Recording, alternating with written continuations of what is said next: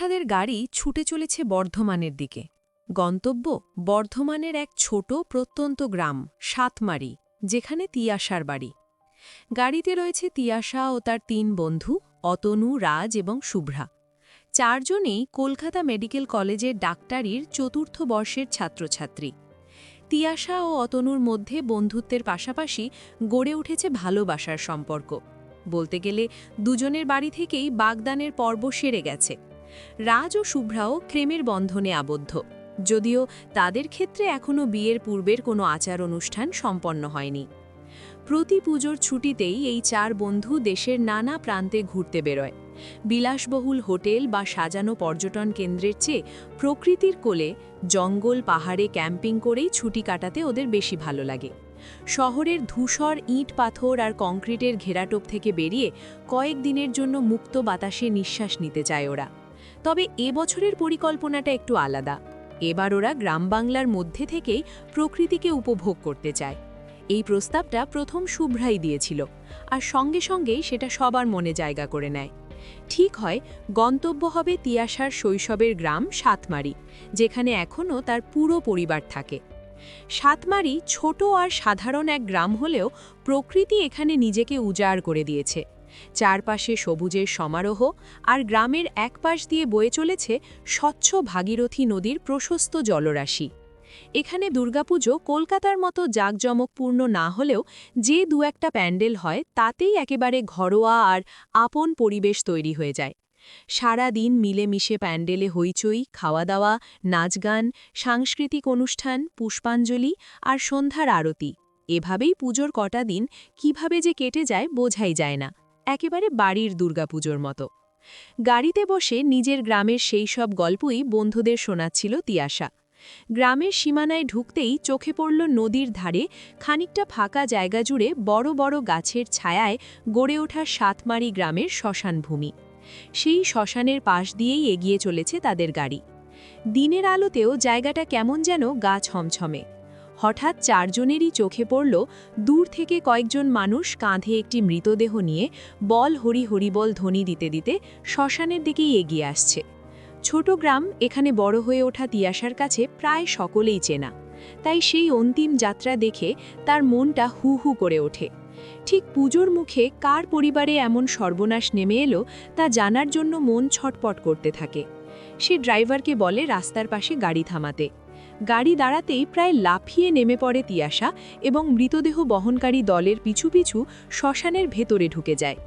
অতনু কিছুটা বিস্মিত হয়ে তাকিয়ে থাকে, তারপর সেও গাড়ি থেকে নেমে তিয়াশাকে ডাকতে ডাকতে তার পেছনে যায়। রাজ ও শুভ্রা কিছু বুঝে উঠতে না পেরে গাড়ির ভেতরেই বসে থাকে। শ্মশানের একপাশে মৃতদেহটি নামিয়ে রেখে গ্রামবাসীরা কাঠ জোগাড়ে ব্যস্ত হয়ে পড়ে। সেই ভিড়ের মধ্যেই আঁচলে মুখ ঢেকে এক বৃদ্ধাকে কান্নায় ভেঙে পড়তে দেখে তিয়াশা। এক নজরেই সে বুঝে যায় এনার কোনো আপনজন মারা গেছে, কিন্তু পর মুহূর্তেই সে চমকে ওঠে। ওই বৃদ্ধা আর কেউ নন, তিয়াশার ধাইমা সুধামা। পুরো নাম সুধাময়ী ধাই। গ্রামে সবাই তাকে ওই নামেই চেনে। তিয়াশার জন্ম থেকে বড় হয়ে ওঠার সঙ্গে সুধামায়ের স্মৃতি অঙ্গাঙ্গীভাবে জড়িয়ে। তার মনে পড়ে যায় সুধামায়ের একমাত্র মেয়ে কমলা ছাড়া আর ৩ কুলে কেউ নেই। কমলার পায়ে জন্মগতভাবেই ছিল একটা বড় কালো জড়ুল, যা সুধামা বহু কষ্টে লুকিয়ে মেয়ের বিয়ে দিয়েছিলেন। কিন্তু পরে সেই দাগের কথা জানাজানি হতেই কমলার শাশুড়ি তাকে অপয়া, অলক্ষ্মী বলে নানা অপবাদ দিয়ে বাড়ি থেকে তাড়িয়ে দেয়। মাসখানেকের বেশি শ্বশুরবাড়িতে টিকে থাকা সম্ভব হয়নি তার। সেই থেকেই কমলা মায়ের সঙ্গেই থাকে এবং সেও ধাইয়ের কাজ করে কোনো মতে সংসার চালাত। সহায় সম্বলহীন বৃদ্ধা সুধামায়ের শেষ সম্বলটুকুও যে চলে গেছে, এই ভাবনাতেই তিয়াশার ভেতরটা দুমড়ে মুচড়ে যায়। আর দেরি না করে সে ছুটে গিয়ে সুধামাকে জড়িয়ে ধরে। কাঁপা গলায় জানতে চায় কমলার এই ভয়ঙ্কর পরিণতির কারণ কি। সন্তানসম তিয়াশাকে কাছে পেয়ে সুধামা আর নিজেকে ধরে রাখতে পারে না। কান্নার ফাঁকে ফাঁকে সব কথা বলতে শুরু করে। গতকাল সন্ধ্যা থেকেই নিখোঁজ ছিল কমলা। সে গিয়েছিল এক প্রসূতির বাড়িতে ধাইয়ের কাজে, কিন্তু সন্ধ্যা গড়িয়ে রাত নামলেও যখন কমলা ফিরে এলো না, তখন উৎকণ্ঠিতা মা খোঁজ নিতে পাঠায় সেই প্রসূতির বাড়িতে। সেখানে গিয়ে জানা যায় ফুটফুটে নবজাতকের জন্ম করিয়ে এবং তার মায়ের সমস্ত পরিচর্যা শেষ করে কমলা সন্ধ্যার একটু আগেই বাড়ির উদ্দেশ্যে রওনা দিয়েছিল। অথচ সেই পথ বড়জোর 15 থেকে 20 মিনিটের। সারা রাত অসহায় বৃদ্ধার দাওয়ায় পায়চারি করে কাটায়, চোখে ঘুম নেই, মনে শুধু ভয়। শেষে ভোরের দিকে খবর আসে গ্রামের পশ্চিম সীমানায় ভগ্নস্তূপে পরিণত সেই পুরনো জমিদার বাড়ির প্রাচীরের দক্ষিণ কোণে বহু প্রাচীন এক বটগাছের নিচে নাকি একটি মৃতদেহ পাওয়া গেছে। মৃতদেহটি এতটাই বিকৃত ছিল যে প্রথম দেখায় চেনার কোনো উপায়ই ছিল না। শেষমেশ পায়ের সেই বড় কালো জরুল দেখেই বোঝা যায় ওটা কমলাই, কারণ গোটা গ্রামে অমন কুচকুচে কালো দাগ আর কারোর ছিল না। পরে সুধামা নিজে মেয়ের হাত পায়ের গড়ন আর পরনের কাপড় দেখে নিশ্চিত হন ওটাই তার একমাত্র মেয়ে কমলার দেহ। এতটা বলেই কান্নায় ভেঙে পড়ে সুধামা। কিন্তু তিয়াশার মনে কেমন যেন খচখচ করে ওঠে সুধামায়ের বলা একটি কথায়, মৃতদেহ নাকি এতটাই বিকৃত ছিল যে চেনা যায়নি। এক রাতেই কি এমন ঘটে গেল যা কমলার শরীরকে এই অবস্থায় নিয়ে গেল? এই প্রশ্ন করতেই সুধামা আচমকা কান্না থামিয়ে ভয়েতে ফ্যাকাশে হয়ে যায়। শ্মশানে উপস্থিত গ্রামের লোকজনও তিয়াশার প্রশ্ন শুনে হঠাৎ চুপ করে যায়। কিছুক্ষণ পর তারা যেন কি একটা আড়াল করার তাড়নায় সুধামাকে তিয়াশার কাছ থেকে সরিয়ে নিয়ে গিয়ে ফিসফিস করে কিছু বলতে থাকে। সবচেয়ে অদ্ভুত আর বিস্ময়কর লাগল তিয়াশার কাছে একটাই বিষয়, মৃতদেহের পুরো শরীরের সঙ্গে মুখটাও সাদা চাদরে ঢাকা। অথচ দাহ কাজের আগে মুখ অনাবৃত করাই নিয়ম মুখাগ্নি ও অন্যান্য রীতির জন্য। ঠিক তখনই নদীর দিক থেকে আসা এক দমকা জোলো হাওয়ায় চাদরের একাংশ সরে যায়। মুহূর্তের মধ্যে যা চোখে পড়ে তাতে তিয়াশার পায়ের তলা যেন মাটি সরে যায়। ডাক্তারির ছাত্রী হয়েও এমন বিভৎস চেহারার মৃতদেহের মুখোমুখি সে আগে কখনো হয়নি। অতনু এতক্ষণ চুপচাপ দাঁড়িয়ে সব দেখছিল। তার চোখেও মৃতদেহ পড়তেই তিয়াশার মতোই সে স্তব্ধ হয়ে যায়। কি এমন দেখল তারা কমলার মুখমণ্ডলে? কি রহস্য লুকিয়ে আছে তার মৃত্যুর আড়ালে, যা গোপন করতে সবাই মরিয়া হয়ে উঠেছে? আর কেনই বা কমলার সন্ধেবেলায় বাড়ি না ফিরে সেই অভিশপ্ত জমিদার বাড়ির কাছে গেল, যেখানে দিনের আলোতেও মানুষ তো দূরের কথা, পশু পাখিও যেতে ভয় পায়? এই সমস্ত প্রশ্নের উত্তর জানতে হলে চোখ রাখতে হবে পরবর্তী পর্বগুলিতে। মৃতদেহের এমন ভয়ঙ্কর ও অকল্পনীয় অবস্থা দেখে তিয়াশা কেমন যেন ঘোরের মধ্যে পাথরের মতো নিশ্চুপ হয়ে দাঁড়িয়েছিল। গ্রামের একজন ছুটে এসে সঙ্গে সঙ্গে মৃতদেহের মুখ সাদা কাপড়ে ঢেকে দেয়। আর দেরি না করে একে একে চিতার কাঠ দিয়ে মৃতদেহটি ঢেকে দিতে শুরু করে গ্রামবাসীরা। কমলার দেহটা ধীরে ধীরে কাঠের আড়ালে মিলিয়ে যেতে থাকে। চারিদিক অদ্ভুত এক ব্যস্ততা, যেন সবাই চাইছে যত দ্রুত সম্ভব এই দেহ আগুনে বিলীন হয়ে যাক, যেন তাতেই তারা স্বস্তি পাবে। অতনু এতক্ষণ চুপচাপ দাঁড়িয়ে থাকার পর তিয়াশাকে ফিরিয়ে নেওয়ার জন্য তার কাঁধে হাত রাখে। সেই স্পর্শে সম্বিত ফিরে পেয়ে তিয়াশা ঘুরে দাঁড়ায়। চোখে চোখ রাখতেই বোঝা যায় বিস্ময় আর আতঙ্ক মিলেমিশে এক ভয়াবহ অভিব্যক্তি জমে আছে তার মুখে। কিছু না বলে সে ধীরে ধীরে গাড়ির দিকে হাঁটতে শুরু করে। অতনুও নীরবে তার পেছনে পেছনে এগিয়ে যায়। কোনো কথা না বলেই তিয়াশা গাড়িতে উঠে বসে। তবে এবার আর বন্ধুদের পাশে নয়, একেবারে সামনে ড্রাইভারের পাশের খালি সিটে। এই মুহূর্তে কারও সান্নিধ্য যেন তার সহ্য হচ্ছে না। অতনু গিয়ে বসে রাজ ও শুভ্রার পাশে।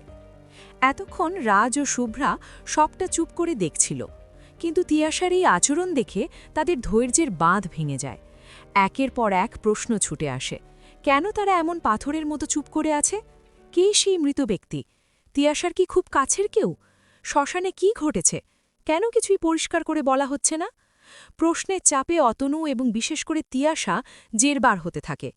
শেষ পর্যন্ত বিরক্ত আর ক্লান্ত গলায় তিয়াশা বলে ওঠে, চুপ কর, আর কোনো প্রশ্ন নয়, বাড়ি চল, সেখানেই সব বলবো। এখন একটু চুপ করে বসো, প্রশ্ন ভালো লাগছে না আমার। তিয়াশার এই কঠিন স্বরে রাজ ও শুভ্রা চুপ করে যায়। অতনুও মাথা নেড়ে ইশারায় বুঝিয়ে দেয় আর কথা না বাড়ানোই ভালো। বন্ধুদের থামাতে পারলেও নিজের মনকে শান্ত করতে পারে না তিয়াশা। শুকনো দড়ির মতো কালচে ধূসর চামড়া, কোটরে ঢুকে যাওয়া চোখ, অস্থি চর্মসার মুখ, কমলাকে চেনার কোনো উপায়ই ছিল না। তার উপর কোনো জীবিত মানুষের শরীর প্রাণ বেরোনোর কয়েক ঘন্টার মধ্যেই হাজার বছরের পুরনো মিশরীয় মমির মতো হয়ে যেতে পারে, এই সত্যটা কিছুতেই বিশ্বাস করতে পারছিল না সে। কী কারণ থাকতে পারে এর পেছনে? কোনো ভাইরাস, ব্যাকটেরিয়া কিংবা ছত্রাকঘটিত রোগ? তাহলে কি গোটা গ্রাম জুড়ে মহামারীর আশঙ্কা রয়েছে? নাকি বিজ্ঞানের সব ব্যাখ্যার বাইরে গিয়ে কোনো অতিপ্রাকৃত শক্তি কাজ করেছে? নানান প্রশ্নে তোলপাড় হতে থাকে তার মন। বাড়ি পৌঁছে বাবা মাকে সব না জিজ্ঞেস করা পর্যন্ত যেন শ্বাসই নিতে পারছে না সে। বিজ্ঞানের ছাত্রী হলেও তিয়াশা জানে পৃথিবীতে এমন অনেক ঘটনা ঘটে যা বিজ্ঞানের ব্যাখ্যার গণ্ডির বাইরে। গ্রামের মেয়ে সে, ছোটবেলা থেকেই এমন সব ঘটনার সাক্ষী যেগুলো আজও সে যুক্তির মোড়কে মুড়তে পারেনি। তবে এসব কথা সে কখনো বন্ধুদের বলেনি। কলকাতার ঝলমলে আলোয় বড় হওয়া মানুষগুলো এসব বিশ্বাস করবে কেন?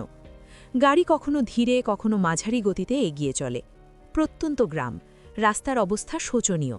জায়গায় জায়গায় ছোট বড় গর্ত, পিচ উঠে গিয়ে নিচের স্টোন চিপস আর মাটি বেরিয়ে আছে। তাই শ্মশান থেকে গ্রামের আরও 2 কিলোমিটার ভেতরে ঢুকতেই প্রায় আধ ঘন্টা লেগে যায়। তার উপর সরু পথে সাইকেল, ভ্যান আর রিকশাকে পাশ কাটাতে গিয়েও সময় নষ্ট হয়। দুপুর 3টে নাগাদ গাড়ি এসে থামে তিয়াশার বাড়ির সামনে। গ্রামে বেশিরভাগই মাটির বাড়ি, যদিও হাতে গোনা কিছু পাকা একতলা ও দোতলা বাড়িও আছে। তিয়াশাদের বাড়ি তারই একটি। উঁচু ইটের পাঁচিয়ে ঘেরা বড় দোতলা পাকা বাড়ি, মাঝখানে বিশাল উঠোন, 3 দিক জুড়ে দালান আর সামনে লোহার তৈরি বড় ফটক। ফটকের সামনে আগে থেকেই দাঁড়িয়েছিলেন তিয়াশার বাবা, গ্রামের তৎকালীন মোড়ল বিনয়চন্দ্র চাটুর্যে। হবু জামাই আর মেয়ের বন্ধুরা প্রথমবার আসছে, তাই আপ্যায়নে কোনো খামতি রাখতে চাননি। 2 ভৃত্যকে সঙ্গে নিয়ে নিজেই দাঁড়িয়েছিলেন অতিথিদের অভ্যর্থনা জানাতে। গাড়ি থামতেই তিয়াশা ও তার বন্ধুরা একে একে নেমে আসে। সসম্মানী সবাইকে বাড়ির ভেতরে নিয়ে যেতে উদ্যত হন বিনয়চন্দ্র মশাই। কিন্তু তিয়াশা আর নিজেকে ধরে রাখতে পারে না। বাবাকে সব খুলে বলে এবং জানতে চায় এই ঘটনার নেপথ্যে আসল কারণ কি।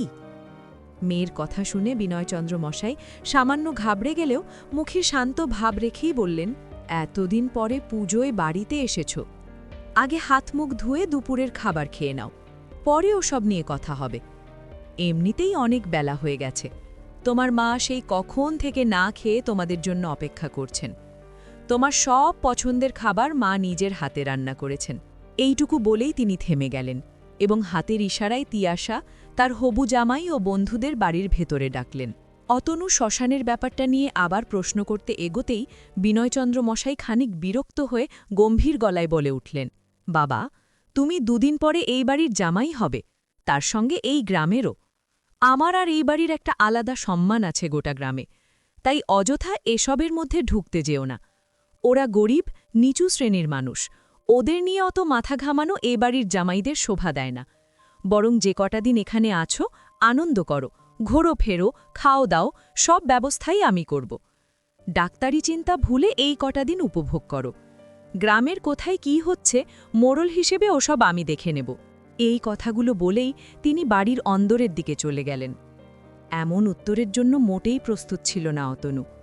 ভদ্রতার মোড়কে লুকোনো এই রুক্ষ কথাগুলো তার কানে কাঁটার মতো বিঁধল। তিয়াশাও বাবার এমন ব্যবহারে অস্বস্তিতে পড়ে গেল। লজ্জায় সে অতনুর কাঁধে আলতো করে হাত রাখল এবং বন্ধুদের নিয়ে ভেতরে চলে এলো। সত্যি বলতে কি, জাতপাত, গরিব বড়লোক এসব নিয়ে বাবার মুখে এমন কথা সে কোনোদিন শোনেনি। সে তো আর 5টা সাধারণ ঘরের মেয়ের মতোই সবার সঙ্গে মিশে বড় হয়েছে। আজ প্রথমবার বাবার মুখে এমন কথা শুনে নিজের কানকেই বিশ্বাস করতে পারছিল না তিয়াশা। রাজ আর শুভ্রাও নিশ্চুপ। এমন বয়সী প্রভাবশালী একজন মানুষের সামনে প্রতিবাদ করার সাহস তাদের ছিল না।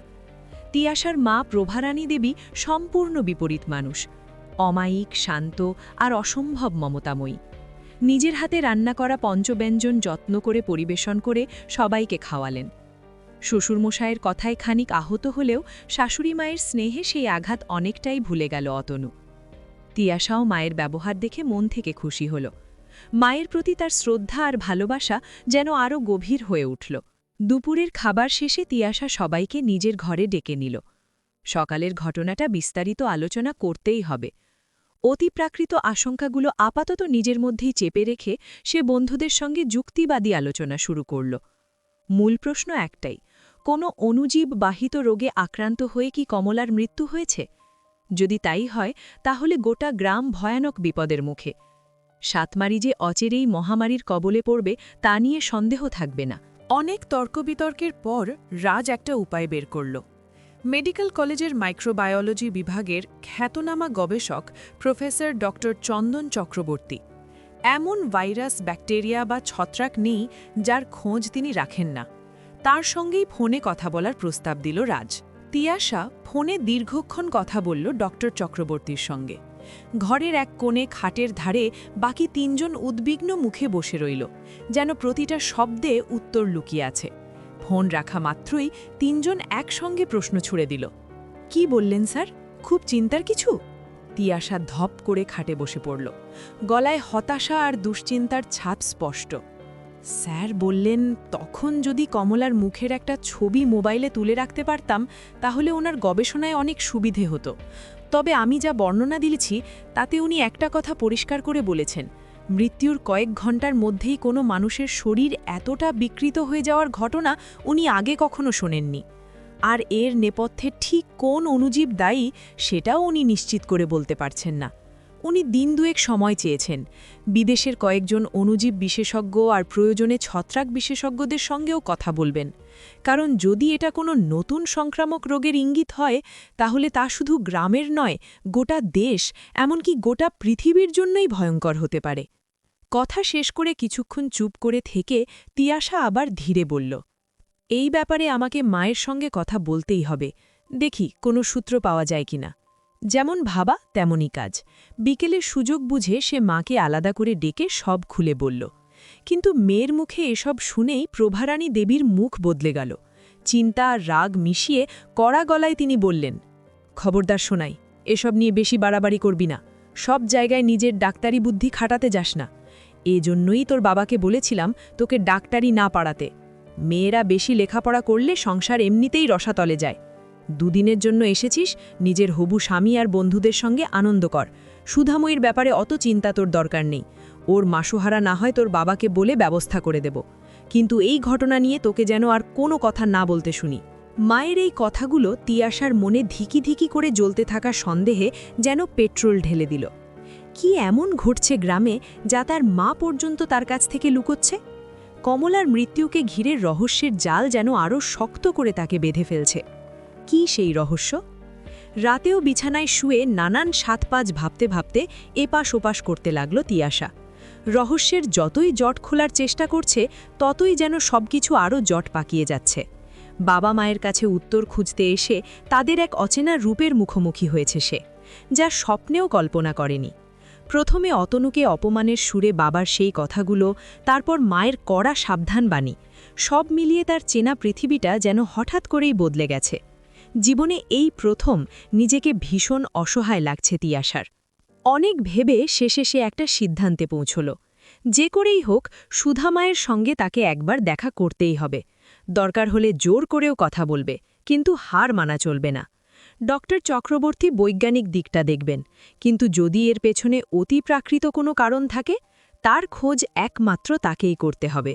এই ব্যাপারে কোনো বন্ধু বা প্রফেসরের সাহায্য সে পাবে না, সেটা তিয়াশা খুব ভালো করে জানে। এই গ্রাম তার, এখানকার মানুষদের বিপদ থেকে বাঁচানো তার দায়িত্ব। ছোটবেলা থেকেই এই শিক্ষাই সে পেয়েছে। বাবা মা হয়তো তা ভুলে গেছেন, কিন্তু তিয়াশা ভুলতে পারেনি, পারবেও না কখনো। ঠিক তখনই বৈঠকখানায় রাখা বিশাল পুরনো ঘড়িটা ঢং ঢং করে ৩টে বাজার সংকেত দিতেই তিয়াশার তন্দ্রা কেটে গেল। এতক্ষণ ভাবতে ভাবতে কখন যে সে আধঘুমে ঢলে পড়েছিল বুঝতেই পারেনি। পাশের টেবিলে রাখা জলের গ্লাসটা হাতে তুলে ঠোঁটে লাগিয়ে বুঝল এক ফোঁটাও জল নেই। বিছানার পাশের টেবিল ল্যাম্প জ্বালিয়ে দরজা খুলে বেরোল সে, রান্নাঘর থেকে জল আনবে বলে।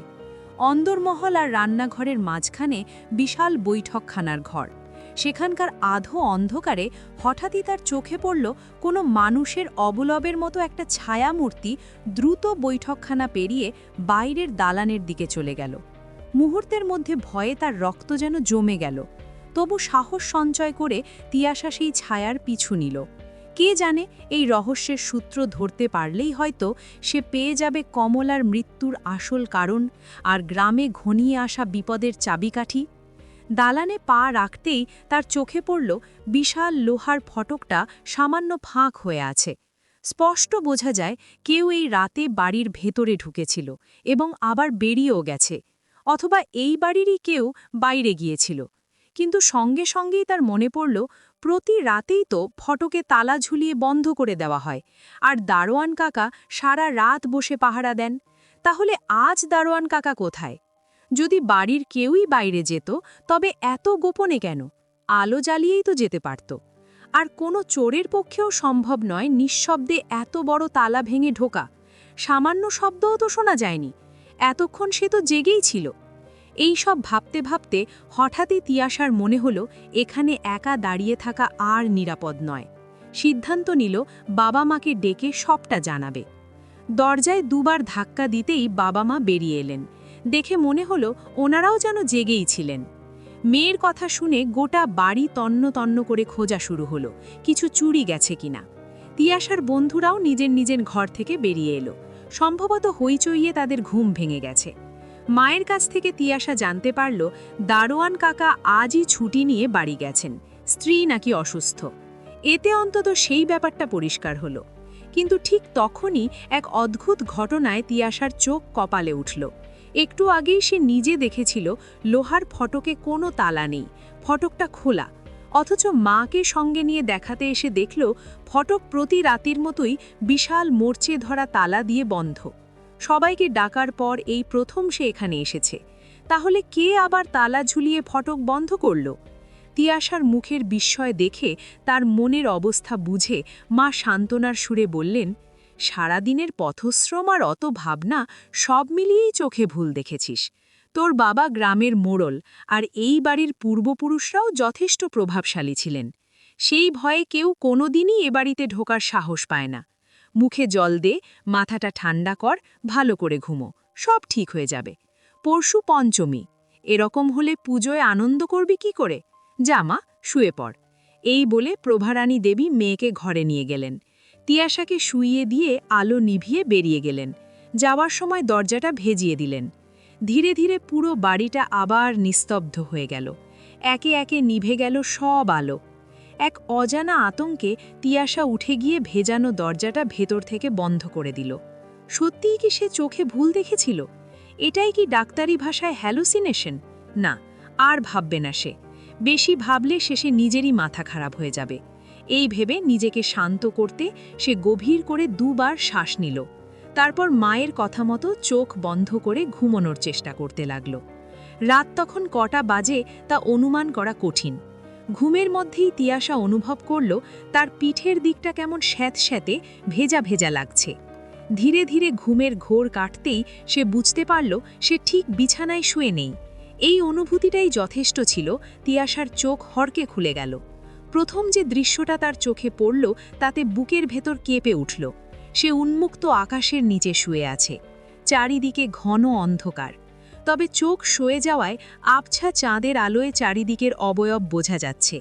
ধরপড় করে উঠে বসে সে বুঝল যে ভেজা ভাবটা অনুভব করছিল সেটা আসলে কাদায় ভেজা নদীর পাড়। চারিদিকে বিশাল বিশাল গাছ, আকাশে মেঘে ঢাকা চাঁদ। দূরে কোথাও একদল শেয়ালের ডাক ভেসে এলো। তিয়াশার মেরুদণ্ডে হিমস্রোত নেমে গেল। গলা শুকিয়ে কাঠ, চাইলেও মুখ দিয়ে এক ফোঁটা শব্দ বেরোল না। আর বুঝতে বাকি রইল না সে কোথায়। এ যে গ্রামের শ্মশান। তার মানে এতক্ষণ সে শ্মশানের নদীর পাড়েই শুয়েছিল। কিন্তু কিভাবে? কে তাকে এখানে নিয়ে এলো? যতদূর তার মনে পড়ে, মা নিজে তাকে ঘরের বিছানায় শুইয়ে দিয়ে গিয়েছিলেন। সে নিজেই তো ঘরের দরজাটা ভেতর থেকে বন্ধ করেছিল। তাহলে কিভাবে সম্ভব তাকে কেউ নিঃশব্দে শ্মশানে এনে ফেলল? সে নিজেও তো কিছু টের পায়নি।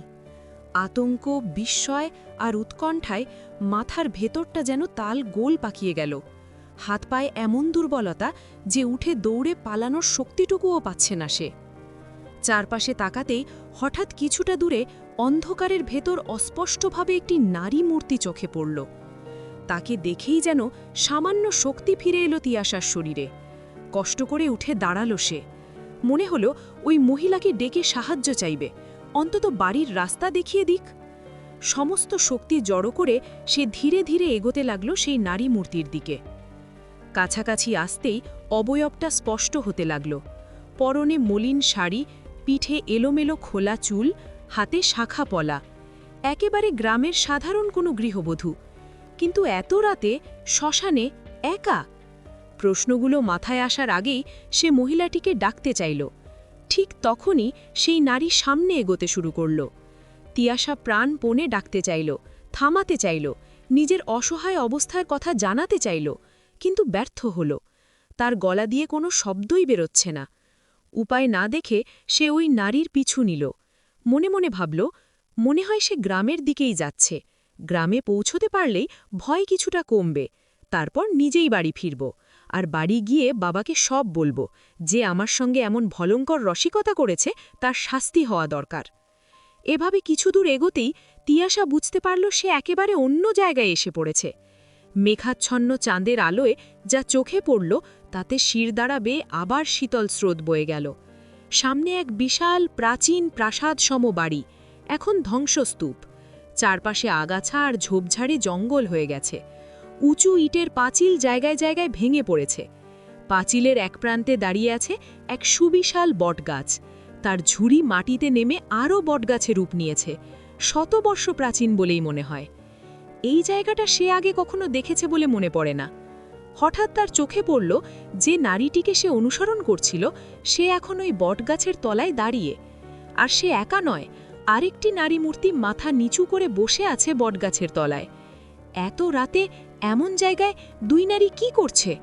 তিয়াশা আর ভাবল না, সাহস করে এগিয়ে গিয়ে বাড়ি ফেরার জন্য সাহায্য চাইবে ঠিক করল। কাপা শরীরে কাছে গিয়ে নিজের সব কথা জানালো সে। বসে থাকা নারীটি ধীরে মাথা তুলল।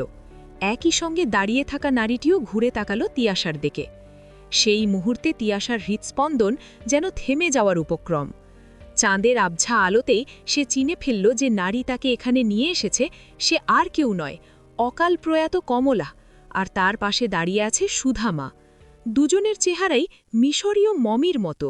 চোখ দুটো দুধ সাদা, মনির কোনো অস্তিত্ব নেই। শরীর অস্থিচর্মসার, এক ফোঁটাও মাংস নেই। তারা দুজনেই নিষ্পলক দৃষ্টিতে তাকিয়ে আছে তিয়াশার দিকে, আর তাদের মুখ দিয়ে বেরোচ্ছে এক অদ্ভুত গোঙানির শব্দ, ঠিক যেমন অসহ্য যন্ত্রণায় মানুষের প্রাণ বেরোনোর আগে শোনা যায়। তিয়াশা আর দেখতে পারল না, চোখ শক্ত করে বন্ধ করে ফেলল, কান দুটো হাত দিয়ে চেপে ধরল। কতক্ষণ সে এভাবে ছিল তার কোনো হিসেব নেই। ধীরে ধীরে গোঙানির শব্দ বদলে যেতে লাগল। বন্ধ চোখের উপর হঠাৎ পড়ল উজ্জ্বল আলো। শব্দটা এবার যেন দরজায় কড়া ঘাতের মতো। তার সঙ্গে ভেসে আসছে পরিচিত ডাক, তিয়াশা, তিয়াশা। গলার স্বরটা চিনতে পেরেই তার শরীরে যেন প্রাণ ফিরে এলো।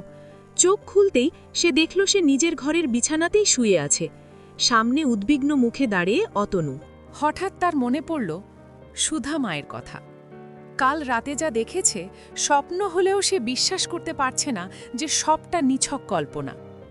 সিদ্ধান্তটা আবার দৃঢ় হয়ে উঠল, আজই তাকে সুধা মায়ের কাছে যেতে হবে। ঠিক তখনই দরজায় হালকা টোকা। দরজা খুলতেই দেখা গেল বাড়ির এক পুরনো কাজের লোক, হরিপদ কাকা। মুখে অস্বস্তির ছাপ। বাবুজি, মানে ছোট মা, আপনাকে একটু দরকার ছিল, বলল সে চাপা গলায়। কি হয়েছে কাকা? তিয়াশার বুক ধক করে উঠল। হরিপদ কাকা এদিক ওদিক তাকিয়ে ধীরে বলল, সুধাময়ী থাই আজ সকালে কাউকে কিছু না বলে গ্রাম ছেড়ে চলে গেছে। তিয়াশার শরীরটা যেন এক মুহূর্তে ঠান্ডা হয়ে গেল। চলে গেছে? কোথায়? হরিপদ কাকা মাথা নেড়ে বলল, কেউ জানে না, শুধু বলেছে এখানে আর থাকা ঠিক নয়, বড় বিপদ আসছে গ্রামে।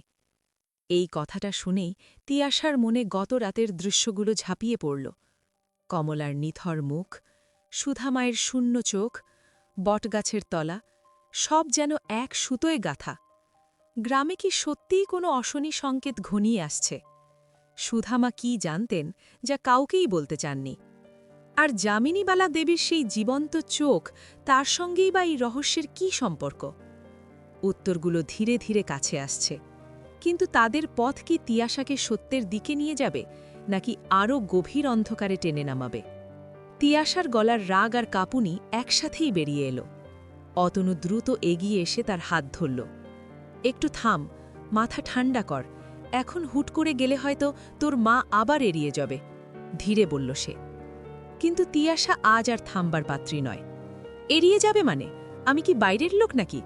এই বাড়িতে কি হচ্ছে, আমার ঠাকুমা কোথায়, এগুলো জানার অধিকার আমার আছে, বলে সে হাত ছাড়িয়ে নিল।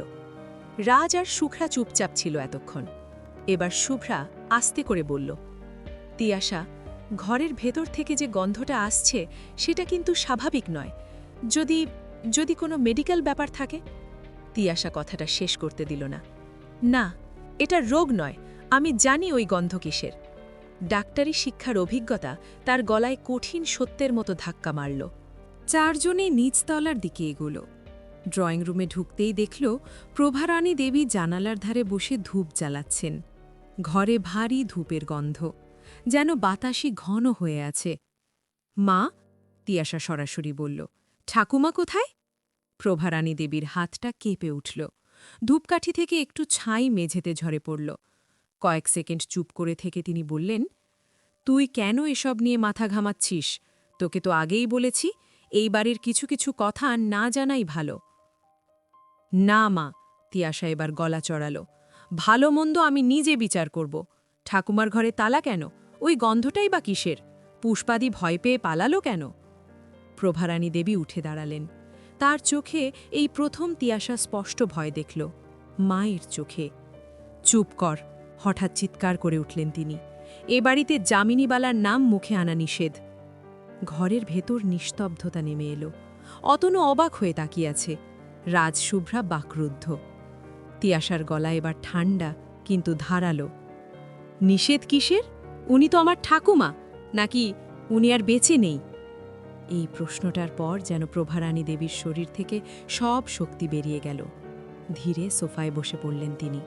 অনেকক্ষণ চুপ করে থেকে ফিসফিস করে বললেন, বেঁচে নেই এই কথাটা বলা যায় না সোনাই, আবার মরে গেছেন সেটাও বলা যায় না। মানে? একসাথে বলে উঠল সবাই।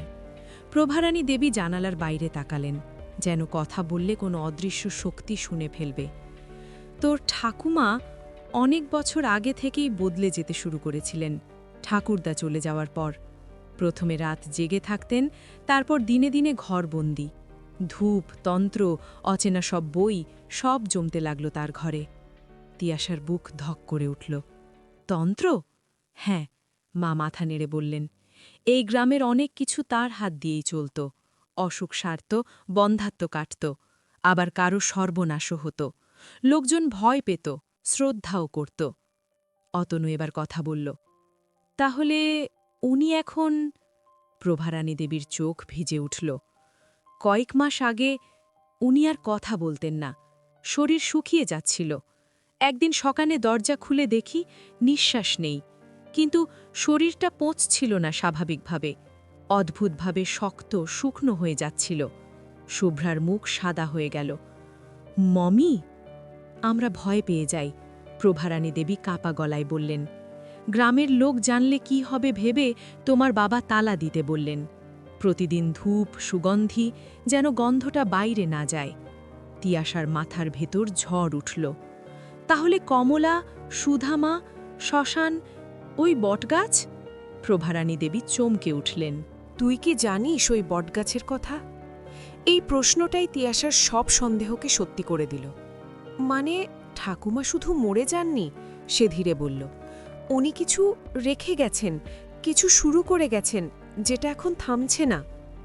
ঠিক তখনই ওপরতলা থেকে একটা ভারী শব্দ এলো, যেন কাঠের কিছু মেঝেতে আছড়ে পড়ল।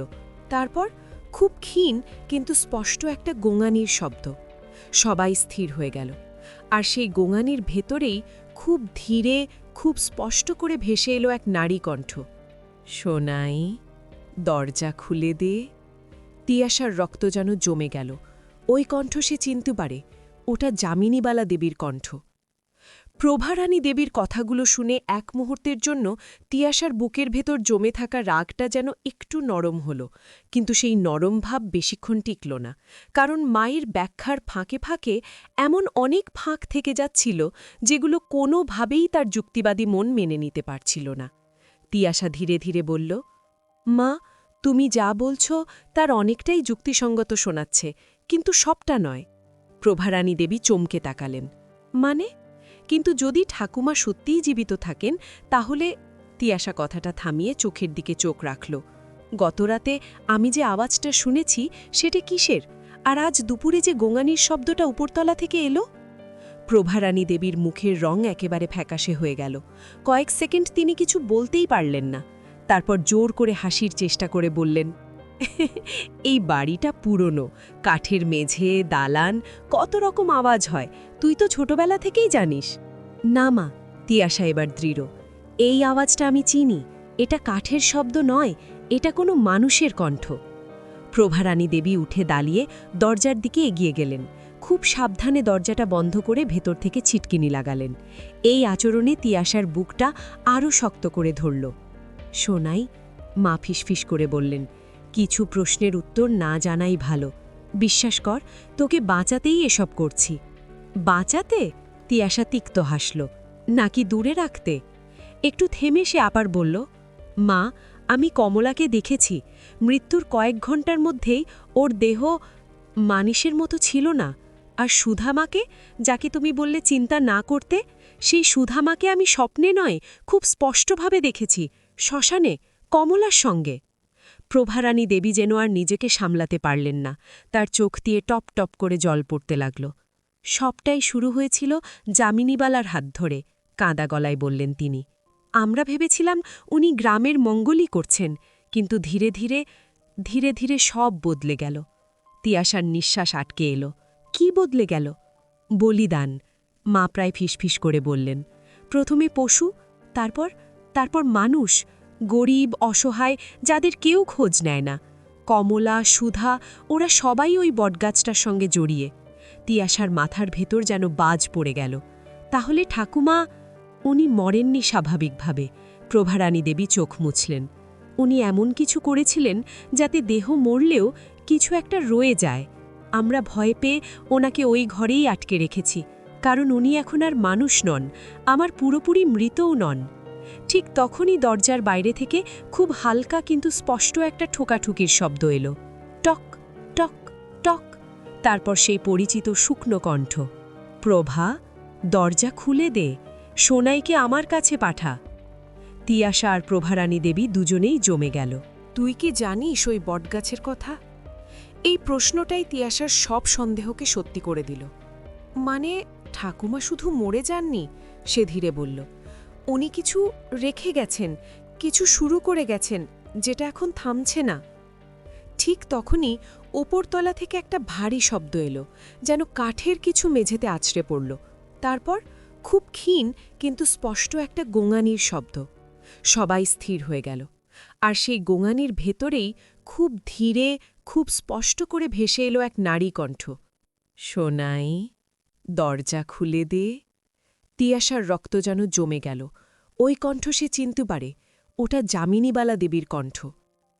প্রভারানী দেবীর কথাগুলো শুনে এক মুহূর্তের জন্য তিয়াশার বুকের ভেতর জমে থাকা রাগটা যেন একটু নরম হল, কিন্তু সেই নরম ভাব বেশিক্ষণ টিকল না, কারণ মায়ের ব্যাখ্যার ফাঁকে ফাঁকে এমন অনেক ফাঁক থেকে যাচ্ছিল যেগুলো কোনোভাবেই তার যুক্তিবাদী মন মেনে নিতে পারছিল না। তিয়াশা ধীরে ধীরে বলল, মা, তুমি যা বলছ তার অনেকটাই যুক্তিসঙ্গত শোনাচ্ছে, কিন্তু সবটা নয়। প্রভারানী দেবী চমকে তাকালেন। মানে? কিন্তু যদি ঠাকুমা সত্যিই জীবিত থাকেন, তাহলে?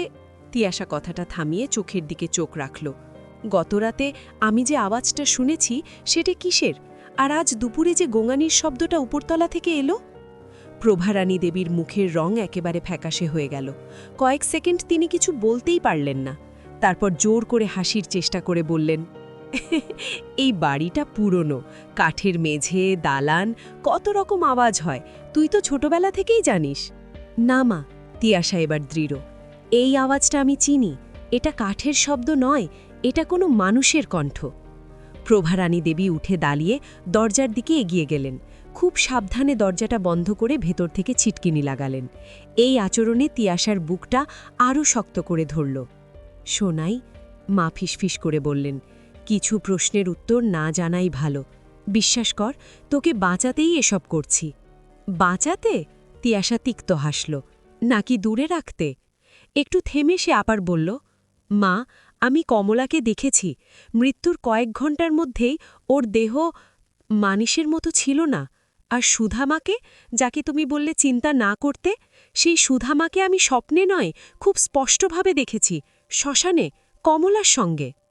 প্রভারানী দেবী যেন আর নিজেকে সামলাতে পারলেন না, তার চোখ দিয়ে টপ টপ করে জল পড়তে লাগল। সবটাই শুরু হয়েছিল যামিনীবালার হাত ধরে, কাঁদা গলায় বললেন তিনি। আমরা ভেবেছিলাম উনি গ্রামের মঙ্গলই করছেন, কিন্তু ধীরে ধীরে ধীরে ধীরে সব বদলে গেল। তিয়াশার নিঃশ্বাস আটকে এলো। কি বদলে গেল? বলিদান, মা প্রায় ফিসফিস করে বললেন। প্রথমে পশু, তারপর তারপর মানুষ, গরিব, অসহায়, যাদের কেউ খোঁজ নেয় না। কমলা, সুধা, ওরা সবাই ওই বটগাছটার সঙ্গে জড়িয়ে। তিয়াশার মাথার ভেতর যেন বাজ পড়ে গেল। তাহলে ঠাকুমা, উনি মরেননি স্বাভাবিকভাবে। প্রভারানী দেবী চোখ মুছলেন। উনি এমন কিছু করেছিলেন যাতে দেহ মরলেও কিছু একটা রয়ে যায়। আমরা ভয় পেয়ে ওনাকে ওই ঘরেই আটকে রেখেছি, কারণ উনি এখন আর মানুষ নন, আমার পুরোপুরি মৃতও নন। ঠিক তখনই দরজার বাইরে থেকে খুব হালকা কিন্তু স্পষ্ট একটা ঠোকাঠুকির শব্দ এলো। টক টক টক। তারপর সেই পরিচিত শুকনো কণ্ঠ, প্রভা, দরজা খুলে দে, সোনাইকে আমার কাছে পাঠা। তিয়াশা আর প্রভারানী দেবী দুজনেই জমে গেল। মা কাঁপতে কাঁপতে বললেন, দেখলি, এই জন্যই তোকে দূরে রাখতে চেয়েছিলাম। যামিনীবালা ওকে চাইছে উত্তরসূরি হিসেবে। দরজার উপাসে আওয়াজটা আবার এলো, এবার আরও স্পষ্ট। এই বিদ্যা তোদের রক্তে, পালাতে পারবি না সোনাই। তিয়াশা ধীরে ধীরে মুঠো শক্ত করল। চোখে ভয় ছিল, কিন্তু তার চেয়েও বেশি ছিল দৃঢ়তা। না মা, সে শান্ত গলায় বলল, এই অভিশাপ এখানেই শেষ হবে। আজ না হলে কাল, কিন্তু আমি এর বিহিত করবই। দরজার ওপাশে তখন নিঃশব্দ হাসির শব্দ। আর সেই হাসির মধ্যেই তিয়াশা বুঝে গেল, এটা আর শুধু রহস্য নয়, এটা যুদ্ধ। অতনুর শেষ কথাটার পর ঘরটার ভেতরটা কেমন যেন থমথমে হয়ে গেল। কফির কাপ দুটো টেবিলের উপর ঠক করে নামিয়ে রেখে তিয়াশা কিছুক্ষণ একদৃষ্টে তাকিয়ে রইল। চোখে তখন ভয় আছে, কিন্তু সেই ভয়ের নিচেই ধীরে ধীরে জমে উঠছে একরাশ দৃঢ়তা। অতনু, খুব ধীরে বলল সে, তুই যেটা দেখেছিস সেটা ঠিক আমি যেটা শ্মশানে দেখেছিলাম তারই আরেক রূপ। কালচে আঙুল, ফ্যাকাশে চামড়া। এরা জীবিত মানুষ নয়, কিন্তু পুরোপুরি মৃতও না। অতনু গম্ভীর হয়ে গেল। মানে মানে তিয়াশা নিঃশ্বাস নিল। কমলার মৃত্যু কোনো বিচ্ছিন্ন ঘটনা নয়, এটা একটা শৃঙ্খল, আর সেই শৃঙ্খলের গোড়াটা এই বাড়িতেই। সে উঠে জানালার কাছে গিয়ে দাঁড়াল। বাইরে উঠোনে বিকেলের আলো পড়ছে, কিন্তু সেই আলোয়েও বাড়িটাকে আজ অদ্ভুত অচেনা লাগছে। আমি যদি কাল ভোরে চলে যাই তাহলে হয়তো আমরা নিরাপদ থাকব, কিন্তু গ্রামের লোকগুলো, সুধামা, কমলার মতো আর কতজন? অতনু ধীরে ধীরে উঠে এসে তার পাশে দাঁড়াল। কিন্তু তুই একা সব সামলাতে পারবি? এটা তো কোনো মেডিকেল কেস নয় তিয়াশা, এটা অন্য কিছু। তিয়াশা মাথা ঘোরাল। আমি জানি, তাই তো ভয় পাচ্ছি, কিন্তু ভয় পেলেই যদি পালাই তাহলে আমি নিজেকে কোনো দিন ক্ষমা করতে পারব না। একটু থেমে সে বলল, আমার ঠাকুমা, যামিনীবালা দেবী, উনি এই সব কিছুর কেন্দ্রবিন্দু। মা যা বলছে তার অনেকটাই মিথ্যে। উনি শুধু অসুস্থ নন, উনি কিছু একটা ধরে আছেন, অথবা ওনাকেই কিছু একটা ধরে রেখেছে। ঠিক তখনই বাইরে কোথাও ধূপের গন্ধটা আবার ভেসে এলো। সঙ্গে সঙ্গে তিয়াশার শরীর শিউরে উঠল। এই গন্ধটা, সে ফিসফিস করে বলল, শুধু মৃতদেহ ঢাকতে ব্যবহার করা হয় না অতনু, লোকাচারে এই গন্ধ ব্যবহার করা হয় অন্য কিছুর জন্যেও, আত্মা বাঁধতে। অতনু চুপ করে রইল। তারপর ধীরে বলল, তাহলে তোর সিদ্ধান্ত কি? তিয়াশা চোখ বন্ধ করল। সেই মুহূর্তে তার সামনে ভেসে উঠল কমলার বিকৃত মুখ, সুধা মায়ের শূন্য চোখ, শ্মশানের বটগাছ আর ঠাকুমার ছবির সেই জলজলে দৃষ্টি। চোখ খুলে সে দৃঢ় স্বরে বলল, আমরা এখানেই থাকব। অতনু একটু চমকাল। আমরা? হ্যাঁ। তিয়াশা তার দিকে তাকালো। কিন্তু শর্ত আছে, রাজ আর শুভ্রাকে কোনোভাবেই জড়ানো যাবে না, ওরা কালই কলকাতা ফিরে যাবে। তুই যদি চাস তুইও যেতে পারিস। অতনু হালকা হেসে মাথা নাড়ল। পাদলি, এত দূরে এসে তোকে একা ফেলে যাব? প্রশ্নই ওঠে না। তিয়াশা তার হাত শক্ত করে ধরল। তাহলে আজ রাতেই শুরু করতে হবে, ঠাকুমার ঘরে ঢুকতে হবে। আজই? অতনুর কণ্ঠে উদ্বেগ। হ্যাঁ, তিয়াশা ফিসফিস করল, কারণ আমি নিশ্চিত উনি আমাদের টের পেয়ে গেছেন, দেরি করলে বিপদ আরও বাড়বে। ঠিক তখনই দূরের দালান দিক থেকে খুব ক্ষীণ একটা হাসির শব্দ ভেসে এলো, খসখসে, শুষ্ক, অমানবিক। অতনু আর তিয়াশা দুজনেই একসাথে তাকালো দরজার দিকে।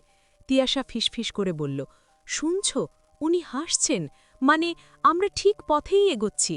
বাইরে হঠাৎ বাতাস জোরে বইতে শুরু করল, উঠোনের পুরনো আমগাছটা কেঁপে উঠল, যেন গোটা বাড়িটাই তাদের সিদ্ধান্তে অস্বস্তিতে কেঁপে উঠছে। এই রাতেই খুলতে চলেছে যামিনীবালা দেবীর ঘরের তালা, আর তার সাথেই সাতমারি গ্রামের বহুদিনের চাপা দেওয়া অভিশাপ। তিয়াশার চিৎকারের দিকে ছুটে গিয়ে সবাই সেখানে পৌঁছল। বটগাছের ছায়ায় মাটি থেকে উঠে থাকা এক পুরনো কঙ্কালের মতো কিছু দেখতে পেলেন তারা। প্রথম নজরে মনে হলো যেন কোনো মৃতদেহ, কিন্তু ঠিক নিকটে গিয়ে দেখল সেটা শুধুই এক ধরনের প্রাচীন মূর্তি, মাটি ও পচা পত্রের আবরণে ঢাকা, কিন্তু মানুষের আকৃতির। চোখ, নাক, মুখ সবই অর্ধবিকৃত, যেন জীবন্ত মানুষকে মৃতদেহে পরিণত করার প্রচেষ্টা হয়েছে। তিয়াশা কাঁদতে কাঁদতে ধীরে ধীরে বলল, এই দেখতে যে আমি স্বপ্নে দেখেছিলাম, ঠাকুমা, যামিনীবালা দেবী, না, উনি এই ভগ্নপ্রায় মূর্তির সঙ্গে। শুভ্রা কাঁপতে কাঁপতে জিজ্ঞেস করল, কি দেখছিস তিয়াশা, আমাদেরও দেখাও।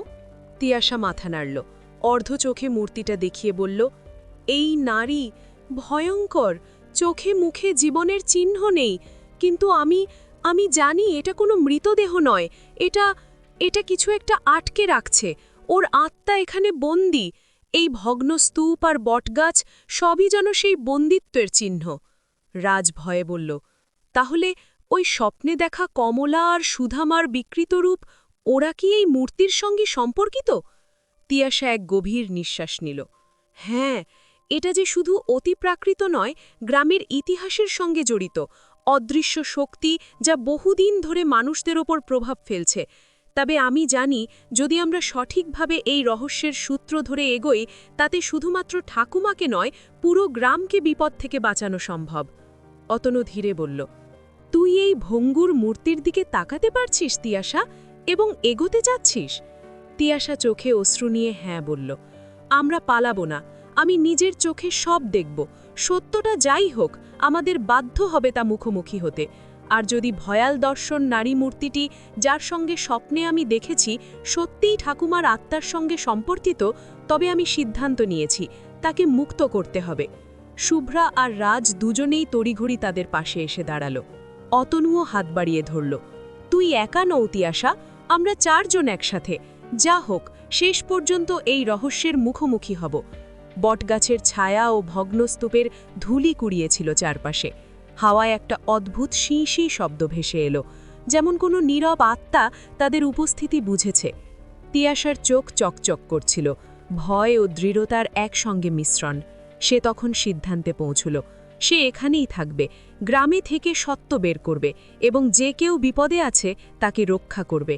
আর তার সঙ্গে ভগ্নস্তূপের তলায় সেই ভয়ানক মূর্তির রহস্য উন্মোচনের জন্য রাতের অন্ধকারকে সাহসীভাবে অতিক্রম করবে।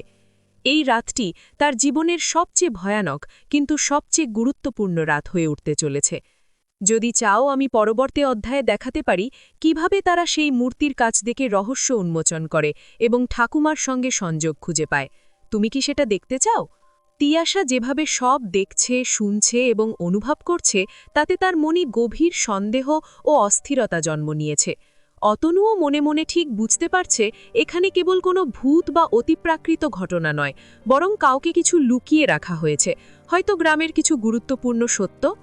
অতনু ভাবছে, যদি সত্যি সবকিছু শুধু ভূতের দায়ে বলা হয়, তাহলে মোড়ল মশাই কেন এত হঠাৎ সব নিয়ম ভেঙে মেয়েকে সরিয়ে নিয়ে যেতে বললেন? কেন পুলিশকে ডাকতে বাধা দিলেন?